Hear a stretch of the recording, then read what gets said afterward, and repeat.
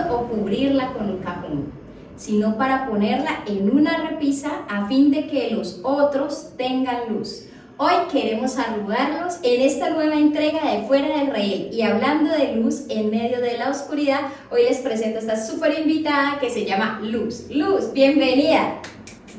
Bueno, muchas gracias por tu invitación. Bueno, Luz tiene una súper historia hablando de ovejas que saltan del redil. Ahí tenemos una oveja muy valiente, que ha sido de luz en medio de todo tiempo, y creo que su nombre Luz no es una casualidad, sino que es un tema de propósito. Y hoy vamos a hablar y a desarrollar ese tema de este propósito. Y Luz, cuéntanos cómo nace tu nombre, dónde te lo ponen, cuéntanos esta historia que está tan bonita y tan difícil. Bueno, mi nombre nace porque el día que yo llegué al orfanato, ese era el día de la Santa Inés, entonces colocaban nombres compuestos. No me podían colocar solo Inés, entonces me colocaron Luz Inés, de ahí nace mi nombre. Cuéntanos cómo llegamos al orfanato. Bueno, al orfanato como llegué, una persona me encontró en un parque y cuando me vio llorando, me vio sola, dijo, no, esta niña debe estar perdida, o de pronto se perdió o pasó algo. Me llevó al orfanato que había en ese lugar. Por el lado de entre Pereira y Cartago por la parte campestre había un orfanato, y me llevó allá, y allá crecí prácticamente hasta los 18 años. Hoy estamos en una época en que muchos jóvenes no quieren tener hijos, mientras otros anhelan tener hijos y no han podido dar a luz ese sueño. Luz es ejemplo de esos niños que llegaron por X o Y motivo, por circunstancias de la vida, a un orfanato, pero lo bonito es que ella no se quedó siendo la víctima, sino que a pesar de vivir situaciones muy duras, decidió avanzar. Yo hoy quiero que Luz nos comparta esta historia, porque creo que esta historia puede ser motivacional para muchos, y muchos que estén pasando por situaciones difíciles hoy podrán entender que en medio de la oscuridad el Señor nos permite encontrar grandes tesoros. Y hoy quiero, Luz, que nos cuentes tu historia y cómo Dios te ha usado y hoy te ha sacado a la luz. Bueno, ¿cómo comienza mi historia? Mi historia comienza en un entorno muy difícil. Pues se podría decir que amor cero. Nuestra forma de ocuparnos era trabajar mucho, había que trabajar mucho, porque el lema era o trabajas o no comes. Había mucho maltrato físico y verbal, pues era un entorno donde te hacías fuerte a la brava. Yo me hice fuerte a la brava. Cada vez que veía una cicatriz, cada vez que veía una injusticia con uno de los niños, cada vez que veía castigos que sobrepasaban como el límite natural de un niño pequeño, eso me hacía más fuerte. Aprendí a convivir con la actividad a tal punto donde yo sabía que tenía que levantarme muy temprano, pero todo el día estar tan ocupada haciendo cosas, porque a todos nos designaban muchas cosas, a pesar de ser pequeñito había que hacer muchas cosas. Y irme rendida a la cama. El día que no pasaba eso, yo me sentía que no había sido el día perfecto para mí. Nuestro lugar seguro era hacer muchas cosas, obedecer sin responder, pero también cuando nos atrevíamos a responder, a ser castigados. ¿Qué más me pasaba a mí en mi día? Ilusionarme y desilusionarme muy fácilmente. Cuando de pronto había momentos difíciles donde estábamos, recibir palabras muy fuertes donde uno le decían, es que, ¿cómo se le ocurre que a usted le va a ir bien si usted ni siquiera sus papás la quisieron? O usted es una mugrosa, o usted es una abandonada, o por algo no tiene papá. Entonces todo eso marcaba mucho nuestra infancia. El ilusionarme y desilusionarme. El otro día me decías que tenía mucho que ver como con las visitas de las familias que iban. Sí, de las familias cuando siempre aperturaban. O sea, ese día era un día muy alegre, pero cuando terminaba la jornada muy difícil. ¿Por qué? Porque era el día donde uno más se arreglaba, más quería parecer más bonito, más llamativo, donde uno hacía de todo para que la gente le pusiera atención. Pero al otro día, cuando uno ya veía que no era el uno el que habían escogido, sino que eran a los otros niños pequeños, porque a los grandes nunca nos escogieron, porque éramos muy grandes. Entonces sentía uno con más tristeza, a tal punto que llegaba un momento donde uno sabía que llegaban las visitas a la adopción, pero uno sabía que uno no tenía derecho ni siquiera a eso. Entonces ya uno empezaba a arreglar los niños para que los niños chiquitos disfrutaran ese momento y se los llevaran. No era fácil, porque yo aprendí como que a guardarme el dolor, porque igual no tenías con quién hablar, pero si hablabas de algo que no era como lo querían escuchar, entonces tú no estabas, o sea, te ganabas un castigo, o simplemente te castigaban de una forma psicológica la parte verbal. Yo aprendí de que yo ya no me volví a ilusionar. Llegó un momento en mi vida donde yo ya tenía 12, 13, 14, 15, 16, 17, hasta los 18. Yo dije, no, o sea, empecé Sentiste como, que ya no tenía derecho como a la que era una ilusión. ruptura, que ya no tenía derecho a ilusionarme para una familia. Entonces, pero sí empecé a formarme a que los niños que estaban ahí, ellos no tenían ninguna culpa de lo que a mí me había pasado, ni como a mí me había tratado la vida, porque yo decía, la vida me está tratando así, me está castigando, yo no merezco nada. Entonces, pero yo sí me enfoqué en que esos niños chiquiticos, porque cuando tú vas creciendo en un lugar de estos, tú te encargas de ser la mamá de todos los chiquitos que llegan. Entonces tú aprendes cosas que a tu edad no deberías estar aprendiendo, pero las aprendes a cuidar niños, a saber cómo cuidarlos cuando están enfermos, a estar pendiente de ellos en todo, porque tú te conviertes como en esa nana de ellos. Yo recuerdo que mientras hablábamos el otro día me decías que el tema de la rebeldía allá no era muy bien recibido, pero eras una ovejita saltona en medio de los demás chicos del orfanato. Y me contaste que tenías una amiga que amabas mucho. Sí, sí. Y todavía la recuerdo y eso me causa algo en mi corazón, pero porque éramos las dos, o sea, éramos las dos más grandes, que nos tocó afrontar todo, castigos que yo decía son castigos inmerecidos, pero llegó un momento donde yo pude aguantar y yo me juzgaba porque yo decía, ¿yo por qué sí pude aguantar?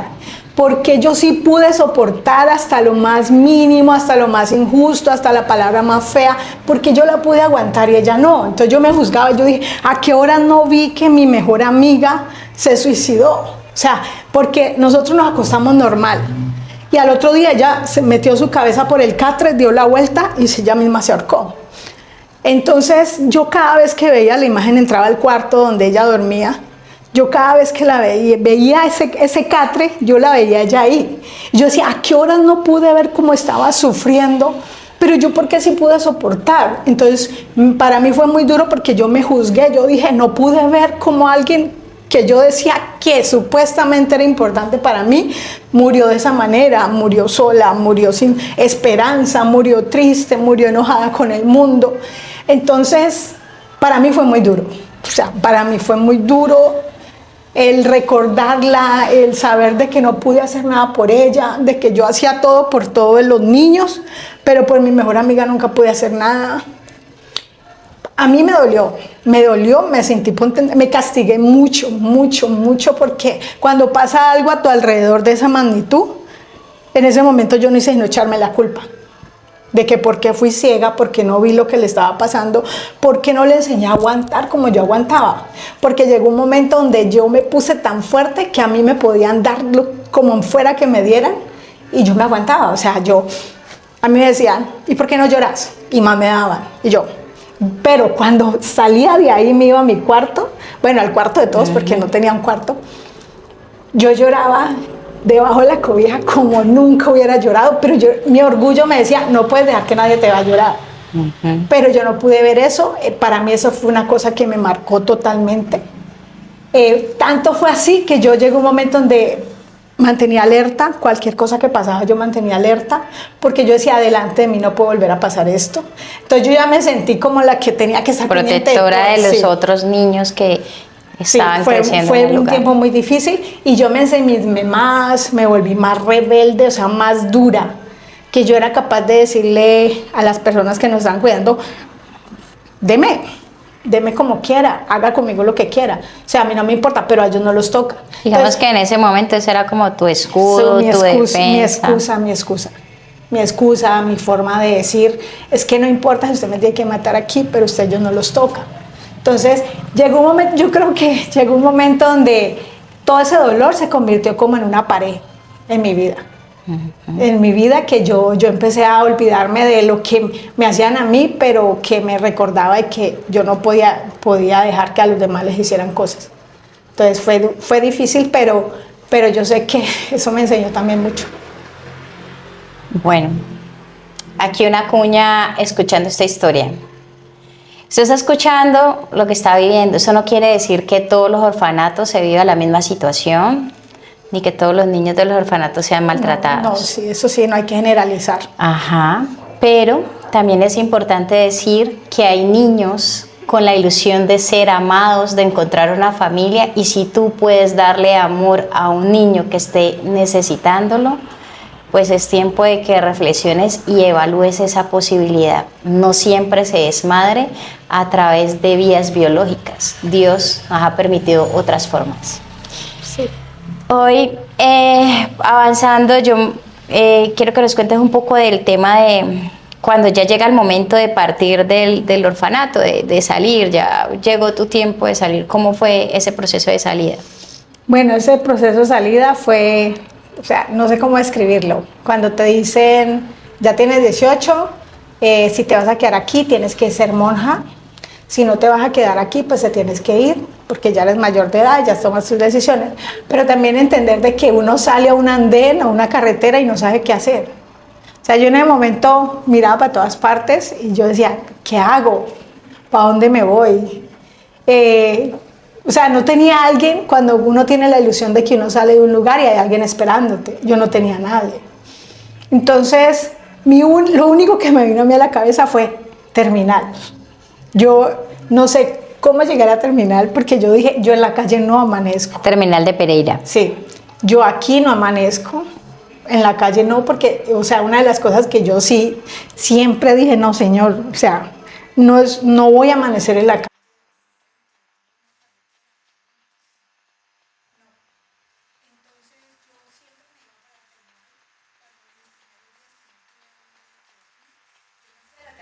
Y amanecía en las sillas de la terminal y esperando el bus que nunca llegó o esperando el tiquete que nunca compré. Entonces yo siempre estaba ahí hasta que un día, yo sé que es Dios, o sea, si eso no lo hubiera hecho Dios, yo creo que no estaría hoy aquí. Una de las señoras donde nosotros íbamos del orfanato a hacer aseo a las casas de la gente de las fincas me vio y me reconoció y me dijo, ay, es que ya saliste del orfanato, o te volaste, porque, o qué pasó. Entonces yo le conté, me dijo, no, vente a mi casa que yo te doy techo y te doy comida. Yo le dije, con que me esas dos cosas, a mí el resto no me interesa. No me interesa. Entonces, no, ¿verdad? Y ahí trabajé como empleada del servicio doméstico interna. Mientras me llegó una beca para estudiar la licenciatura en español. Yo soy, o sea, mi primer carrera fue una beca, licenciatura en español, y la señora me ayudó. O sea, definitivamente Dios cuando quiere algo con uno, de donde sea lo saca, coloca a las personas adecuadas, y ella me ayudó. Y esta es la parte importante, porque es que quedarnos siendo víctimas es fácil. Salir y cambiar de ser la víctima, voy a cambiar mi historia, voy a tomar la fuerza y voy a tener el carácter y la templanza necesaria para hacer lo que pueda o tenga que hacer para cambiar mi historia, para luchar por mis sueños y construir algo nuevo. Esto es algo difícil, pero posible, sí, y que todos los seres humanos tenemos la posibilidad de hacer, en especial si nos conectamos con Dios. Luz tuvo la valentía y bueno, lograste tu licenciatura. Y luego ya, o sea, yo tengo 3 carreras, ¿no? Cuéntame. Bueno, yo tengo 3 carreras, tengo la licenciatura en Español y Literatura. Después de Español y Literatura hice una especialización en normas internacionales. Y después de la especialización en normas internacionales, pues hice ahorita la contaduría. La terminé en el 2019. ¿Y qué estoy haciendo actualmente? Pues la verdad, no me gusta quedarme quieta, me gusta investigar. Por el tema de mi fundación, estoy buscando opciones por toda parte, estudiando toda la Pero acelere. Yo le estaba diciendo que luz, su nombre no es una casualidad y definitivamente es una luz en medio de la oscuridad. Y hablando de Propósito de vida, hoy me parece súper bonito tener la oportunidad de contar esta historia, de que la gente te escuche, de que podamos mandar un mensaje de aliento a aquella persona que está creyendo, no, mis sueños no se van a poder alcanzar, no lo va a poder lograr. Pues ya ven, si Luz, que viene de una situación tan difícil, pudo, todos podemos. Pero además de eso, creo que hay una gran esperanza, y es que cuando les decía ahorita que ella decidió no seguir siendo la víctima y que cambió su historia, es justo donde entra a jugar un papel importante la fundación y ese sueño que Dios pone en su corazón. Cuéntanos de la fundación. ¿Cómo se llama la fundación? La fundación se llama Súmate. Súmate, pero en vez de la T tiene la cruz, porque significa que siempre en todo va a estar Dios. Porque yo digo que yo sola no lo hubiera podido hacer, a pesar de mis momentos difíciles, pero también entendiendo que Dios tiene un propósito y que los propósitos, cuando están escritos en el libro de Dios, se cumplen. Bueno, mi sueño cuando yo empecé a cuidar a todos los niños en el orfanato, yo dije, algún día, cuando yo sea grande, bueno, yo decía, algún día cuando yo sea grande, yo voy a tener un lugar, pero no un lugar así, no. Yo no quería un lugar así para los niños, yo quiero un lugar seguro, un lugar donde los niños y los jóvenes, porque amo los jóvenes, amo los niños, porque sé cómo se debe formar una generación para esperar algo en el futuro. Entonces empecé a trabajar y dije, va a haber un lugar algún día, no sé cuándo, no sé en qué año, no sé cómo, un lugar donde va a haber un lugar seguro para los jóvenes y los niños, donde ellos puedan desarrollar sus talentos, donde puedan recibir amor, donde, o sea, yo cuando conocí a Dios, le dije, Señor, dame tanto amor, que todo ese amor que me faltó se convierta en amor para darle a todo el que le necesite. Entonces tenemos a mi sueño, Villa Súmate, que ya tengo inclusive los diseños, tengo todo para Villa Súmate. Un lugar integral donde va a haber de todo para los jóvenes y para los niños, pero es un lugar de acogida, no es un orfanato, no es un lugar de adopción, es un lugar donde ellos puedan encontrar un espacio donde puedan ser ellos, donde puedan ser amados, donde puedan ser respetados, donde puedan enseñar valores. Entonces, ese sueño nació hace 5 años. Después de tantos años, hace 5 años dije, no, ya es el momento.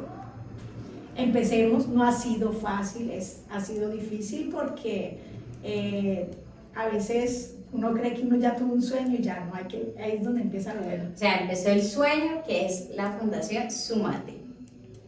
Y esta fundación ahora ha tenido una evolución y nace un nuevo sueño que es crear Villa Súmate. Yo tengo una pregunta. ¿Repetimos el pedazo? ¿Ah, no? Entonces empieza tu sueño con Súmate, que es la fundación donde ayudas a jóvenes, ayudas a madres cabeza de hogar que no tienen un apoyo y a niños que lo necesitan, y quieres crear ahora un espacio que se llame Villa Súmate para que sea un lugar donde los chicos no vivan porque les tocó vivir allí, sino porque allí se sienten acogidos.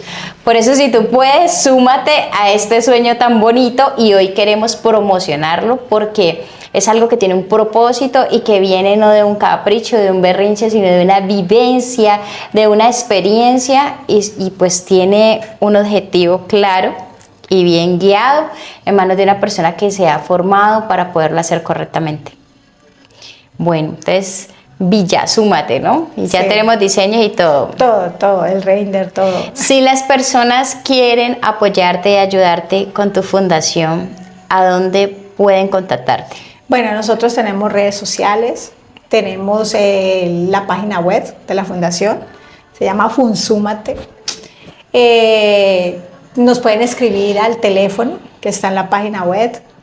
También cómo pueden apoyar como voluntarios. A veces necesitamos en la parte emocional, psicólogos, personas que estén ahí también como voluntarios con los jóvenes o con los niños o con las familias, porque la idea, sabemos que desde casa empiezan muchas cosas, entonces también no es solamente trabajar con el niño aislado, con el joven aislado, sino que intervenir también la familia, los que se puedan, porque a veces hay personas que de pronto dicen, de la puerta para acá por favor no pasen. Entonces pues ha habido esa resistencia en algunas partes, pero que podamos entender de que todos tenemos algo que dar. O sea, el lema de la fundación es todos tenemos algo que dar.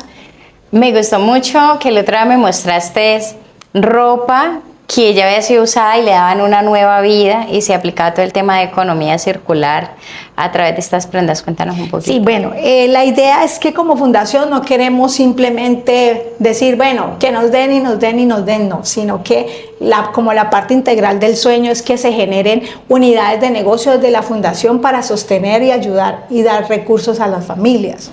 Y que las familias busquen también los recursos, se capaciten en los emprendimientos, quieran salir adelante, porque no se trata de que sí, a mí me dan y yo qué doy. Entonces, ¿qué hacemos en la fundación? Reciclamos ropa, reciclamos retazos y con esos retazos, inclusive la semana pasada estuvimos en una feria, las mamitas hacen muñecos, las mamitas hacen ropa, arreglan ropa.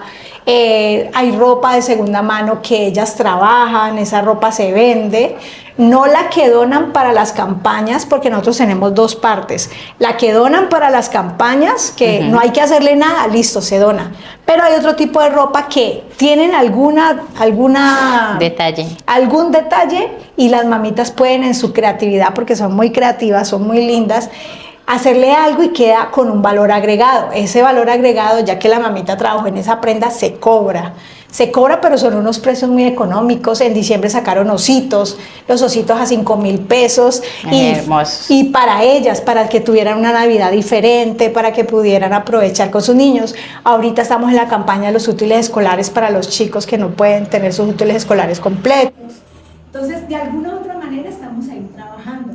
Y queremos que esa unidad de negocio, que es la moda circular, la parte de todo el reciclaje textil, sea esa unidad de negocio para que esas mamitas puedan salir adelante. Bueno, pronto Fuera del Redil y Súmate van a estar promoviendo una actividad en conjunto para que podamos apoyar este bonito objetivo. Así que les estaremos informando para que nos estén apoyando. Y hay una última parte de tu vida que me parece muy curiosa y es que tú eres esposa de un pastor, ¿no? Otra vez yo te decía pastora.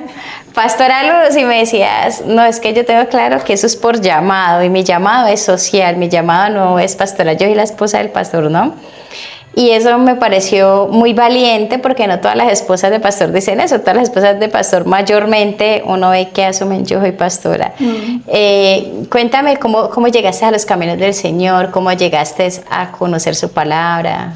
Bueno, ¿cómo llegué a conocer los caminos de Dios? Resulta que yo estaba en Pereira y como yo ya me había graduado de licenciatura en español, yo estaba buscando trabajo en alguna parte, no resultaba trabajo. Y yo seguía siendo empleada del servicio doméstico, yo hacía de todo. Yo decía, iba al hospital a cuidar abuelitos, donde hubiera una vacante yo me iba ya a hacer algo, pero no estaba ejerciendo mi carrera. Entonces alguien conocido me dijo, ve, por allá en Puente Palo, en la cumbre, están necesitando un reemplazo para una profesora de una veredita. Vos telemedís, ya que telemedís a todo. Yo le dije, hágale. Pues ese día ni para el transporte tenía. Yo, como pude, me vine, conseguí, le pedí ayuda a la gente que siempre me colaboraba cuando podían. Y con eso pagué el tiquete de ida. No tenía el de regreso, pero sí tenía el bus para llegar allá. Sí, me tocó caminar muchísimo, no conocía. Llegué a la escuelita, una escuelita por allá en Puente Palo, en una loma, y pues allá me quedé, allá mismo vivía en la escuela, y yo feliz porque por primera vez tenía mi cuarto sola. Para mí eso fue lo más espectacular del mundo. Era una cama pequeña y era un cuartico en una escuela, pero yo decía, es mi cuarto. Era algo que yo sentía mío y para mí fue el mejor regalo de Dios. Yo dije, valió la pena la venida por acá. Para mí eso era muy importante porque aprendí a ver lo pequeño como lo más grande, como el regalo más precioso. Y resulta que en ese lugar yo visitaba a todas las familias de los estudiantes porque los niños allá de vereda son muy amables, allá te llegaban con la yuca, con el plátano, con todo lo que las mamás le mandaban a uno. Yo empecé a visitar toda la gente de esa vereda, y era una vereda larga, entonces yo los visitaba, y resulta que en ese diciembre necesitaban una Virgen María, porque no había Virgen María. Entonces yo dije, no, yo de Virgen María, yo dije, no, pues me meto de Virgen María. Entonces me montaron en un burrito y me llevaron desde Puente Palo hasta la cumbre en burrito, y de venida me vine en un carro de alguien, de una familia, y empezaron a decirme, ve, usted bueno, empezaron a hablarme, como a predicarme, a decirme qué rico, que se ve que tienes un corazón diferente. Bueno, me preguntaban quién era, si tenía papás, bueno, todas esas cosas, y yo hablé con ellos. Cuando a los días empezaron como a decirme, hay un camino, hay alguien que te puede sanar, alguien que nunca te va a dejar sola, que nunca te va a abandonar.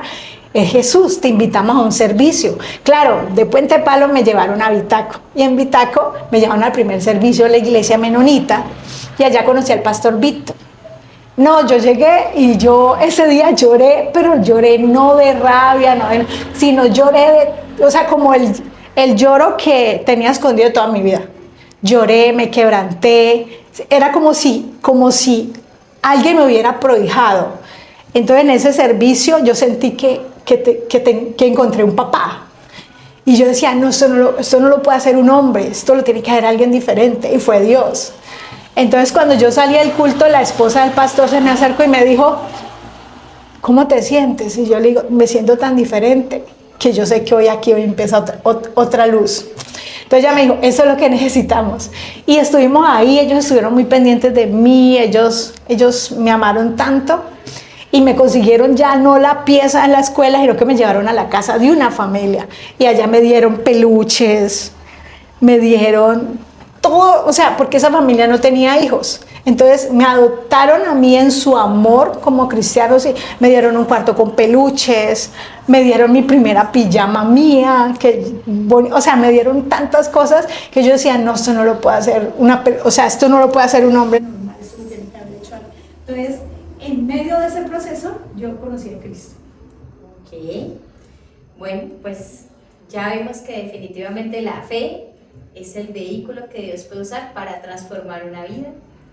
Hoy, en este capítulo, que estoy bien conmovida, aquí apretando para que no me salga la lágrima, le doy gracias a Dios por permitirme conocerte. Porque Hayan personas como tú, que definitivamente creo que tu nombre tiene que ver con tu propósito. Fuiste luz para esos niños, sigues siendo luz hoy para muchos niños, para madres, para jóvenes, porque también yo sé que has ayudado a jóvenes para que puedan estudiar, para que puedan salir adelante. Y he visto cómo te quieren. Sí, son muy lindos, la verdad los amo. Entonces, no me queda más que decirte gracias. Gracias por abrirnos tu corazón, por haber venido, por compartirnos esta historia tan bonita. Y hoy a ustedes les quiero decir, estas son las causas que debemos apoyar. Debemos apoyar porque es algo real, algo que no es porque me vean, porque ahí me gano una plata con la fundación. No, es algo porque es para dar. Hoy fue un gran día y quiero despedirme de ustedes invitándolos a que esperen una próxima entrega de esto que se llama Fuera del Redil. ¡Ay, no! ¡Ay, mi luz!